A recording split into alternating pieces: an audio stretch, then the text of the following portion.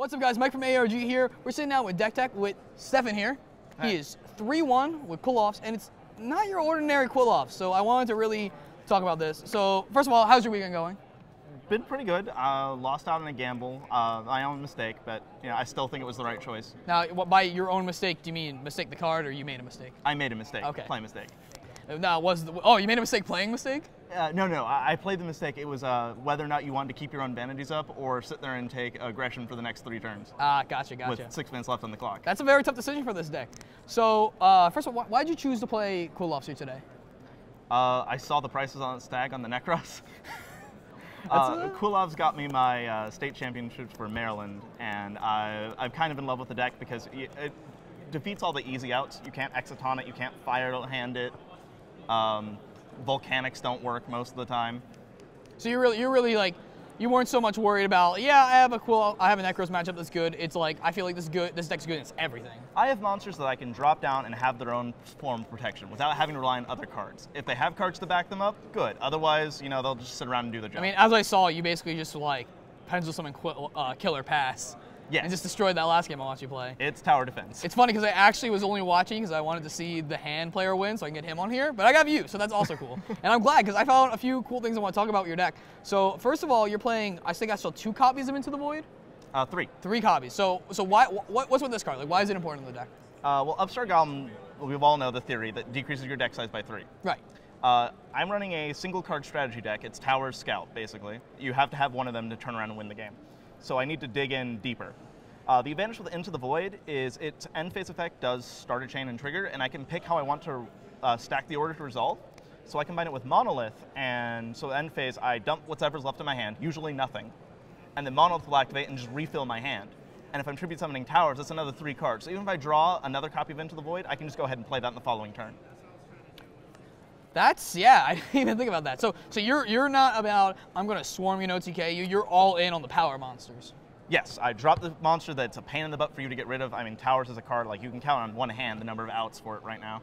And, that definitely goes along. I saw you playing Storms. That definitely makes sense a lot with the Storm build. Yep. I also saw, so that actually explains this next question, the Qliphort, which has seen very little play. So, I mean, it makes more sense to me now, but why don't you explain why you're playing 2 of these, I think I saw? Yes, 2. Okay, so why don't you explain that? Qliphort, in order to summon towers, you need to have Qli tributes. And the only thing I can summon is Qli. So I need generic Qli monsters to fill out the deck space, because it can't all be Upstart Goblins. Qliphort also has the advantage of finishing it up for you in overtime, because Qli is like playing Suicide Black and Magic. You run out your life points, you go into overtime, you're going to lose because your life points are down the toilet. Qliphort also lets you inflict damage to a Necros player after giving him a whole lot of aggression early game, so it can finish it out. Or I've actually won an entire game just by bouncing Qliphort and summoning it over and over and over. Seems like it works. How'd you bounce it? What was the strategy? Was it links? I used the stealth, actually. Stealth, okay. Stealth, laser clip, and just go shenanigans. Okay, cool. So, I mean, definitely you're all in. We have copies of Trade-In the deck. Yeah, one copy of Trade and 1 copy of 7 Swords. Yeah, that just goes to show how deep you are in on this. So, I mean, is this the kind of deck you usually play? Are you usually the kind of I'm an all-in player on like these 1 to 3 cards are gonna get me there, or is this something maybe new you've been kind of doing? I feel like this is new. I feel like this is a new thing I haven't seen in a while in Yu-Gi-Oh. Yeah, it goes back. I was really like the old strategies. I like nice, powerful combos that'll win you the game, because there's no point in comboing if it doesn't win, right? Right. And if the combo takes more than 5 pieces, you may as well just be using Exodia. It's like playing Jeskai tokens about Stoke of Flames. Yeah. Okay, so another cool card, not in the main deck, but Shogi Rook. Yeah, number 72. Yeah, this is cool. So why is this in here? Like any matchup specifically, or? It's not really so much a matchup in mind, so much as a game state. I will have games where I'll have my skill drain up and I'll have that Storm, so that I can pendulum summon all my guys for the game, their levels are reset. And then by playing Storm and clearing out the back row, if they had the bottomless, they would have activated already. So I know they're not going to do anything else. But they'll have things, combat traps. Mirror Force is seeing a lot more play. The Hat player actually had a magic cylinder. So, yeah, that was funny. Yeah. Shogi Rook, let me take my Helix and my Carrier, go ahead and overlay them. It's a 2,500 attack point guy, but he not only destroys a monster, but a back row at the same time. So that's 1 card that lets me get rid of 2, which will help you build a little bit more of a more comfortable game state. So, I mean, obviously we're not having a ban list change before Nationals. Right. We're only getting 1 set, but we're not getting any more Qli stuff, as far as I know. They're right? There's no more Qli stuff? You would probably know because you're playing a deck.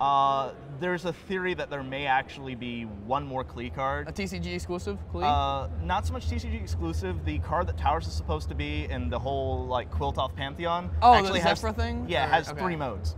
Okay. So we've seen a Towers, we've seen a Sky base. That means there could possibly be a 3rd one, but I highly doubt it. Okay. I think we're basically done with Qli. Okay, so looking at like how it is now, and you basically know what everything else is getting. Is this a deck you're considering taking to Nationals? Yes, actually. And what have you played so far today?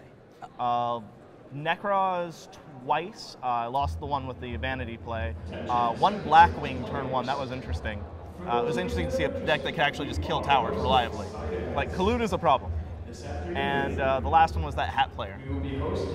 I feel like you sat down against that Blackwing player and they activated Icarus attack, and you're like, that's why I hate Burning Abyss. Like, you started this. That's actually another one of the reasons why I would drop Towers. Is like I needed something that was protected from Fire Lake at the time. So you're something that's immune to spell and traps. So like, no, stop, Towers. I think you're very well positioned. From seeing everything today, it looks like it's mostly Necros. There's like a few Satellars spread out around here, but it looks like it's mostly Necros. And if that's the case, I feel like you really have put yourself in a good position for this tournament. Now, is there anything out of the new Dragons of Legend you might be excited for to try out in here?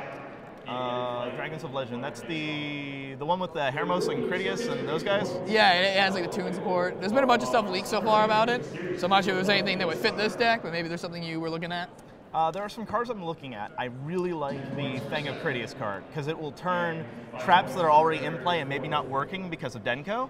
They can turn into monster cards, and then not only kill Denko, but then you get their trap effects for later. All right, any shout-outs you want to give or anything before we go?